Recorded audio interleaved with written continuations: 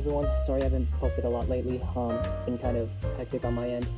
So basically, I'll try to post more often.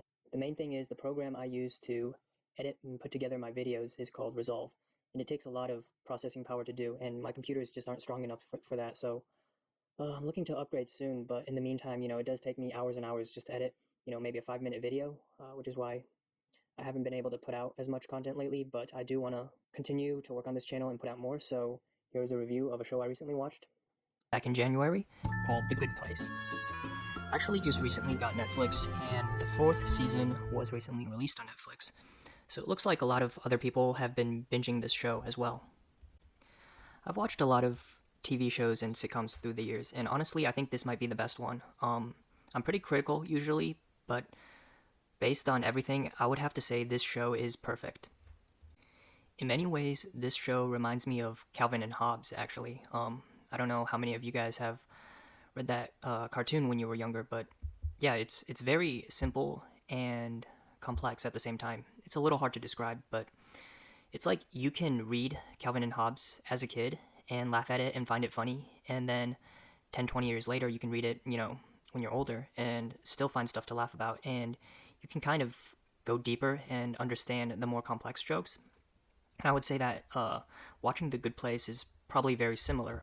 You can watch the show as a standard sitcom and just laugh at the surface level jokes, but if you go beyond that, they talk a lot about morality and philosophy, the ideas of doing good, virtue, afterlife, a lot of deeper deeper ideas that really make you think and think about, how you want to live your life, and just a lot of like moral questions it asks you. And so it's kind of hard to describe. Like, it's complex without being complex, if that makes sense.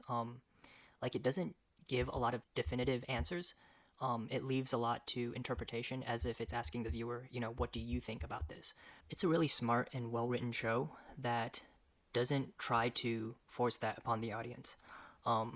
And I'm not going to name names here, but there are plenty of shows out there that really like to emphasize how smart they are, and I just not a huge fan of that. So with this, I really was happy to watch it and just let the work speak for itself. It really balances humor, philosophy, and character development really well, and I would say that the show's creator, Michael Schur, is a true genius.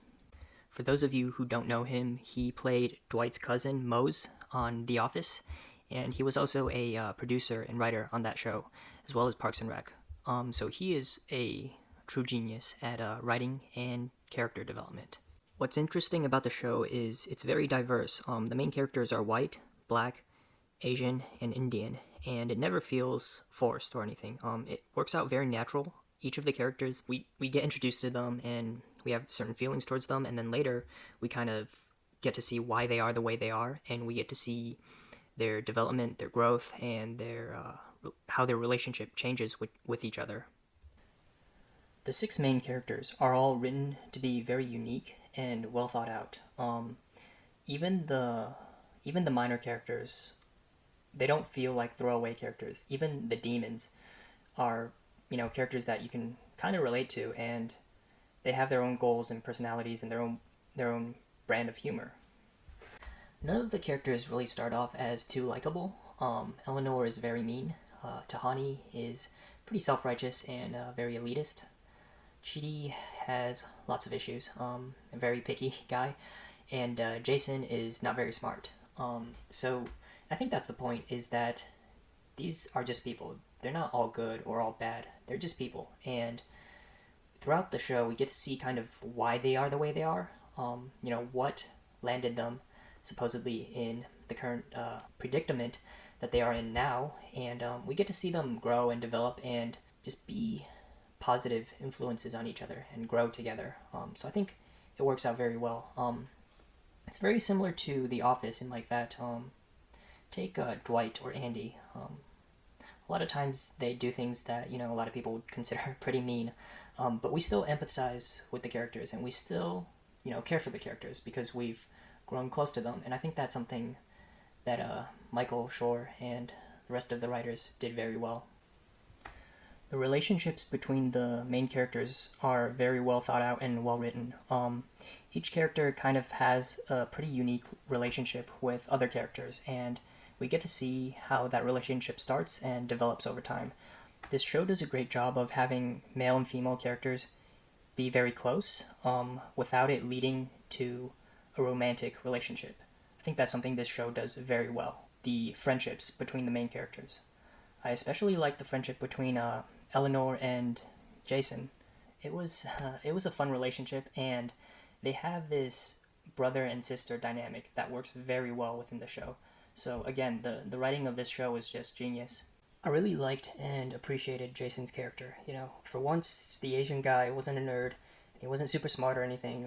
He was quite the opposite, really. But yeah, I like that about him. And another thing was, you know, he was a well dressed and, you know, I'll say he's an attractive guy. So it's cool and refreshing to see him portrayed and see an Asian guy portrayed in that sort of way, and you know, have the other characters acknowledge that as well. So it was a breath of fresh air.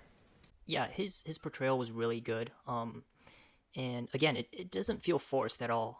This whole representation thing, and of course, Kristen Bell is amazing, and she's just a national treasure. Not a joke. I'm a legit snack. But she's great, and the rest of the cast as well. Each role was just so perfect for each person. This show really hit everything on the head. Going back to character development, like I said, this is something that the show does really well. The thing is, if you look at most sitcoms, like let's take Two and a Half Men for example, really, really great sitcom, very funny. But the thing is, you know, most sitcoms are designed to go on forever, hypothetically. You know, so if Charlie stops being the, you know, party ladies man, and you know later becomes more responsible and maybe settles down, it's not as fun to see that version of Charlie, you know, and so the audience may lose interest. Same thing with Alan. If Alan, you know, all of a sudden his life is great and he's not like the poor loser that we see all the time, it's just not as entertaining for a show, and so they have to hypothetically keep resetting the status quo. That's why when Alan wins the lottery, he loses the money, you know, a few episodes later. It's because they have to reset the show. So with this, with The Good Place, on the other hand, you can really tell that they planned for this show to end at some point. So 4 seasons, and they really make the most out of every season. It works out really well. The pacing of the show was perfect for me. It never felt too fast or too slow. We get to see the characters develop and grow in their relationships, but we also get a lot of humor and philosophy mixed into there. And the flow of the show works out really well. Every time you feel that things are settling down, all of a sudden it just takes a sharp turn and you just kind of hooked and sucked into it.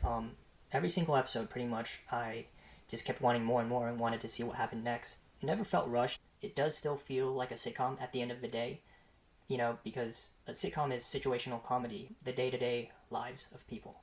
But at the same time, the characters and the story also develops, so it's like a really good mix of both. So yeah, that's what I would say about the pacing. The pacing is perfect. The CGI of the show was also done really well in a very smart way. With a lot of CGI movies and TV shows, you know, let's take the Iron Man armor for example. It looks real. It looks like something you can go and touch, right? So generally speaking, the goal is to make CGI look as if it exists in the real world. And with this, what I think they did something really smart, which is make it look fake, make it look otherworldly, something that you would see in your imagination or see in the afterlife. That being said, at the same time, it also doesn't feel cheap. Like, it feels like it's well done and it looks good. You can tell this show had a pretty good budget, and yeah, the CGI it's pretty good. It works well within the context of the show.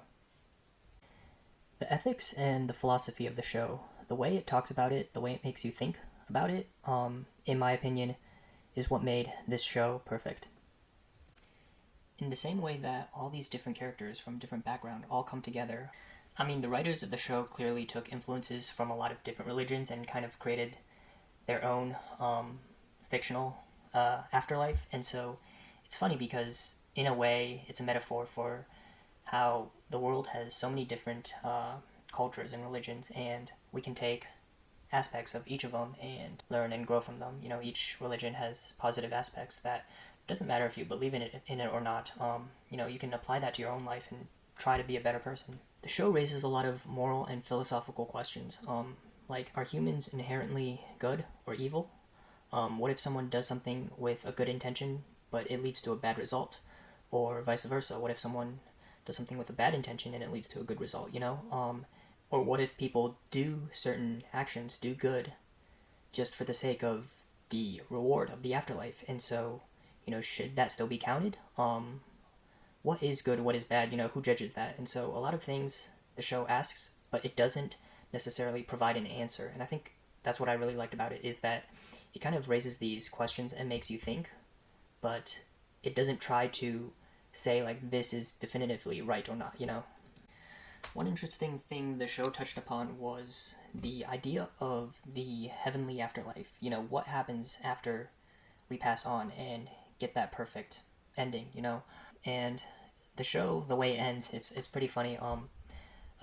In the fourth season, spoiler alert, when they finally make it to the good place, aka heaven or whatever you want to call it, it raises an interesting question, which is what happens when everything is perfect, right? So it really reminded me of one Twilight Zone episode I watched, where this guy who was a criminal and a pretty bad person throughout his life, he dies and ends up going to the afterlife. And while he's there, he gets everything he wants. So money, women, whatever he wants, he gets basically. Eventually, he tells the supposed angel, you know, I'm bored here. I always win. I always get everything I want. Nothing, you know, really excites me anymore. It's just everything I want every day. I'm bored, you know? And he says, you know, I want to go to the other place and the bad place. And the guy who he thought was an angel laughs and said, you know, what made you think you were in the good place in the first place? And so the good place really reminded me of that Twilight Zone episode, because it touched upon, you know, what happens when we get everything we want. We see this a lot with professional athletes and celebrities, people who essentially have their life made, who can pretty much get anything they want, can pretty much do anything they want. And a lot of them aren't happy with their lives. They feel empty, they feel depressed. It's an interesting concept. You know, what happens when we get everything we want? I like the way that the show talks about it. You know, life is only precious because it ends, because it's finite. You know, Christmas is only special because it comes once a year. If it came every year, then, you know, what would be the point, right? So I think it's really cool that the way they do it is after they are in heaven and they get everything they want, you know. I think Chidi puts it really well in that heaven was essentially time they never had on Earth, time to do everything they wanted to do. And, you know, once they did that, they were able to move on. You know, after afterlife, which was not existing anymore, just going back into the cosmos. That leads me to the ending. And the ending was just so beautiful. I really almost cried at the ending. Just the way it was done, you can tell they really planned this whole thing out. All the characters come full circle, and kind of each character becomes almost the person they were pretending to be in the first place. It really comes full circle. Every character has a complete arc. There is no more story to tell. They have lived their life, they've done what they wanted to do, and they are ready to move on. And, you know, there's something magical about things coming to an end. It's hard to describe, but yeah, I would say everything, just, you know, the story, the pacing, character development, the philosophy, ethics, humor, the way it ended. Yeah, The Good Place is a perfect show.